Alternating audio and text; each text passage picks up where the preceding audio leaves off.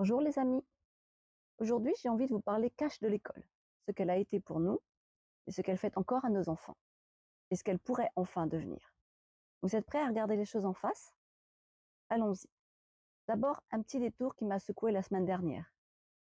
J'affectionne particulièrement Ayam Maziken et sa façon sans filtre de décortiquer les systèmes qui nous formatent. C'est elle qui m'a inspiré aujourd'hui. Le lien de sa vidéo est dans les commentaires, foncez la voir. Ensuite, ce message qui a tourné en boucle sur mes écrans. Chers parents, je le lis, hein. Chers parents, les examens approchent. Je sais que vous stressez pour que vos enfants réussissent, mais s'il vous plaît, rappelez-vous.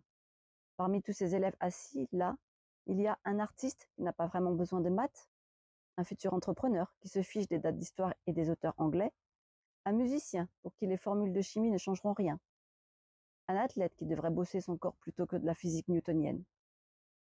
Vous pouvez pousser la performance autant que vous voulez. Si votre enfant cartonne, super. S'il galère, ne le broyez pas. Dites-lui que ce n'est qu'un bout de papier, pas une condamnation à vie. Il fera les choses bien plus grandes plus tard. Il fera des choses bien plus grandes plus tard. Aimez-le tel qu'il est, ne le jugez pas sur des notes. Les plus grands ingénieurs et médecins ne sont pas les seules personnes heureuses sur Terre. Vous êtes d'accord? Quand j'ai fini de lire ça, attribué à un directeur à Singapour, mais peu importe, j'ai eu un déclic. Ce sujet me brûle les lèvres depuis trop longtemps. Alors, voilà ma question qui tue direct. Qu'est-ce que vous avez vraiment retenu de toutes vos années d'école? Quels profs vous ont marqué au fer rouge, et dans le bon sens? Pour la plupart d'entre nous, silence radio ou presque. Quelques éclairs de génie perdus dans un océan de routine, de stress et de prends une feuille qui résonnent encore comme une sentence. Moi, j'ai grandi avec 2 parents profs. Privilège? Oui, logement de fonction à 2 pas de la classe. Mais aussi pression permanente d'être dans le moule. Ni brillante ni cancre, juste moyenne, discrète, passe-partout. Et pourtant, je me sentais chanceuse, comparée aux gosses qui marchent des kilomètres sous la menace pour aller apprendre. Mais alors, pourquoi aujourd'hui encore, tant d'adultes appréhendent le lundi matin comme une sentence, tant de burn-out dès 25-30 ans, voire plus, des ados qui préfèrent en finir plutôt que d'aller en cours, des gamins qui rentrent épuisés et n'ont plus une minute pour jouer, rêver, vivre, des enfants exclus, harcelés, invisibles, pendant que les adultes n'ont pas vu. Des programmes qui semblent figés depuis les années 50 alors que le monde a muté à la vitesse lumière. Finalement, les programmes ont-ils évolué au rythme de nos vies? J'ai pas l'impression. Vous vous servez encore de la majorité de ce qu'on vous a farci dans le crâne? Moi, pas vraiment. Et pourtant, je vois des enfants déscolarisés, partis à l'école de la vie, comme on dit, avec des parents qui ont osé braver et dire non au troupeau. Je leur tire mon chapeau. Ils développent une maturité, une aisance relationnelle, une curiosité vivante que j'envie parfois. Preuve que l'école classique n'est pas l'unique voie pour devenir un être épanoui, autonome et vivant. Après avoir 15 ans et plus assis à peu près 8 heures par jour, enfermé à écouter et recopier réciter, et après 20 ans dans une multinationale où l'anglais et l'espagnol ont plus compté que toutes les dates de la Troisième République, je me pose la question brutale. Et si j'avais pu faire autrement? Et si on pouvait tous faire autrement maintenant? Ce que j'aurais rêvé que l'école m'apprenne et qu'elle enseigne demain? Croire en soi sans attendre la validation d'un prof ou d'une note. Penser par soi-même, questionner, douter, chercher la vérité, exiger des preuves, démonter les beaux discours. Protéger sa capacité à réfléchir contre la manipulation, les dogmes, les gourous 2.0. Respecter la dignité humaine, la justice, la morale, sans compétition toxique.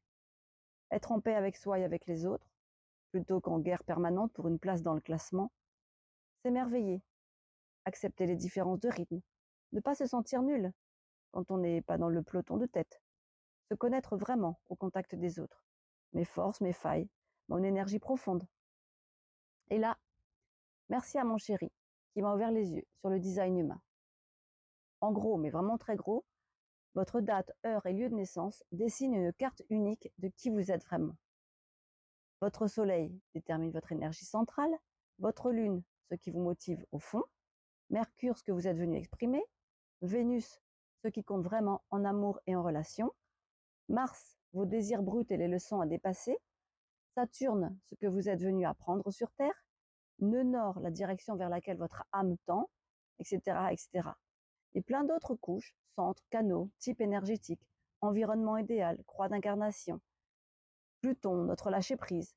Et là, je ne peux m'empêcher de vous inviter à pratiquer le Katsuganando dont vous avez déjà entendu parler sur la chaîne. Le pratiquer aussi régulièrement que possible pour y parvenir vraiment. Notre évolution, notre renaissance. Le Katsuganando, je le répète, un mouvement régénérateur issu du Setai japonais, pratique simple et puissante. On laisse le corps bouger spontanément, sans contrôle mental, pour libérer les tensions profondes accumulées, réinitialiser le système nerveux et retrouver son équilibre naturel. Pas besoin de techniques compliquées ni de buts précis, juste confiance en l'intelligence innée du corps. Ça aide énormément à lâcher prise, vraiment, à dissoudre les blocages émotionnels et physiques, et à accueillir la vie telle qu'elle vient. Perso, c'est devenu un rituel précieux pour moi, surtout quand le mental s'emballe ou que les vieilles armures pèsent trop lourd. Chiron, enfin, notre clé de guérison, le petit dernier que j'ai oublié tout à l'heure. Bref, on n'est pas tous faits pour le même moule, ni pour aller vers le même moule.